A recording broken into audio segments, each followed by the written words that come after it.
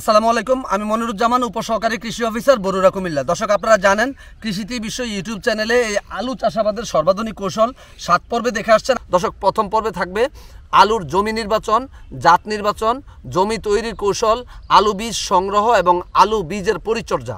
দর্শক, দ্বিতীয় পর্বে থাকবে আলু বীজ শোধন, বীজ হার এবং বীজ তৈরির কৌশল। দর্শক, তৃতীয় পর্বে থাকবে আলুর বীজ রোপণ সময়, রোপণ পদ্ধতি এবং আলুতে সুষম সার ব্যবস্থাপনা। চতুর্থ পর্বে থাকবে আলুতে সেচ ব্যবস্থাপনা, অন্তর্বর্তী পরিচর্যা এবং রগিং বা বীজাত বাছাই। দর্শক, পঞ্চম পর্বে থাকবে আলুতে হার্মফুলিং এবং মাটির নিচে কিউরিং করার প্রয়োজনীয়তা কি এবং এটা কিভাবে করতে হবে বিস্তারিত। ষষ্ঠ পর্বে থাকবে আলু হারভেস্ট বা আলু সংগ্রহ কৌশল এবং আলু সংরক্ষণের জন্য অস্থায়ী শেড নির্মাণ এবং অস্থায়ী শেডে কিভাবে আলুকে কিউরিং করতে হবে, গ্রেডিং করতে হবে সেই বিষয়ক বিস্তারিত তথ্য। এবং সপ্তম পর্ব বা শেষ পর্বে থাকবে দেশীয় পদ্ধতিতে আলু সংরক্ষণ কৌশল। তাই আপনি আলু চাষাবাদ করতে চাইলে এই আলু চাষাবাদের এই 7টি পর্ব দেখে আলু চাষাবাদ করবেন, তাহলে ইনশাল্লাহ আপনারা আলু চাষ করে লাভবান হবেন।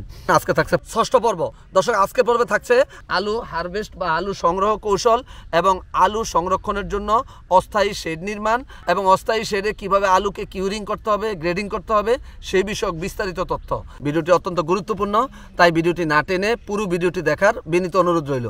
দর্শক, আপনারা বাড়িতে কিন্তু স্মার্ট টিভি অথবা বড় স্ক্রিনে এখন ইউটিউব চ্যানেল দেখেন। আপনাদের জন্য কৃষিতে বিশ্ব ইউটিউব চ্যানেলে নতুন সংযোজন করা হয়েছে 4K আলট্রা এইচডি অর্থাৎ 4K আলট্রা হাই ডেফিনেশনের ভিডিও।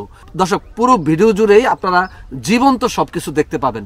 দর্শক, কৃষিতে বিশ্ব ইউটিউব চ্যানেলে পরামর্শমূলক 5 শতাধিক ভিডিও রয়েছে, সর্বশেষ পরীক্ষিত কৌশল এবং 4th জেনারেশনের কীটনাশক, রোগনাশক এবং হরমোন বা ভিটামিনের তথ্য আপনারা জানতে পারবেন 30টিরও অধিক জৈব বালাইনাশক তৈরির কৌশল।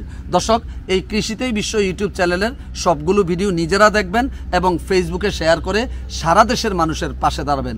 নিশ্চয়ই প্রত্যেকটি উপকারী পরামর্শ শেয়ার করা সদকাতুল জারিয়া। চলুন দর্শক, আমরা প্রথমে জেনে নেই আলু উঠানো ও সংগ্রহ কৌশল। দর্শক, শুষ্ক, উজ্জ্বল ও ভালো আবহাওয়াতে আলু উত্তোলন করতে হবে। এক সারির পর এক সারি কোদাল বা লাঙ্গল দিয়ে আলু উঠাতে হবে। লক্ষ্য রাখতে হবে যেন আলু আঘাতপ্রাপ্ত না হয় এবং আলু উঠানোর পর এই আলু আপনারা কখনোই রোদে রাখতে যাবেন না।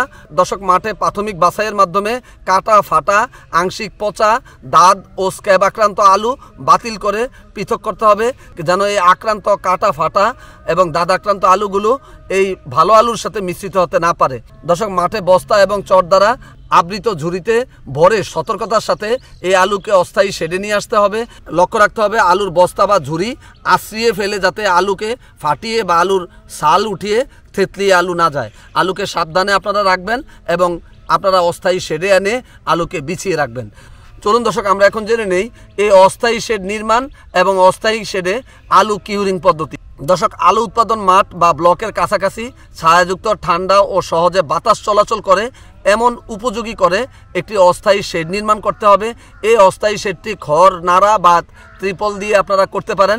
তবে মাঠ থেকে কেবলমাত্র প্রাথমিক বাছাইকৃত আলু এই শেডের মেঝেতে আপনারা বিছিয়ে রাখবেন যেন আলুর স্তূপ 45 সেন্টিমিটার বা 1.5 ফুটের বেশি না হয়।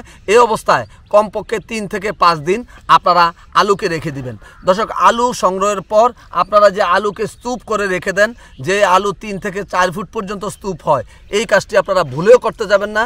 এই অবস্থায় আলু থাকলেই কিন্তু আলু পরবর্তীতে নষ্ট হয়ে যায়। চলুন দর্শক, আমরা এখন জেনে নেই আলুর শর্টিং ও গ্রেডিং। দর্শক, আলু সংরক্ষণ করার জন্য অবশ্যই আলুর আকার অনুযায়ী বাছাই করতে হবে, এটাই হচ্ছে গ্রেডিং। এই আলু গ্রেডিং বা বাছাই করা হলে আলুর সংরক্ষণ ক্ষমতা এবং রপ্তানিযোগ্য আলুর মান বেড়ে যায় এবং বাজার মূল্য বেশি পাওয়া যায়।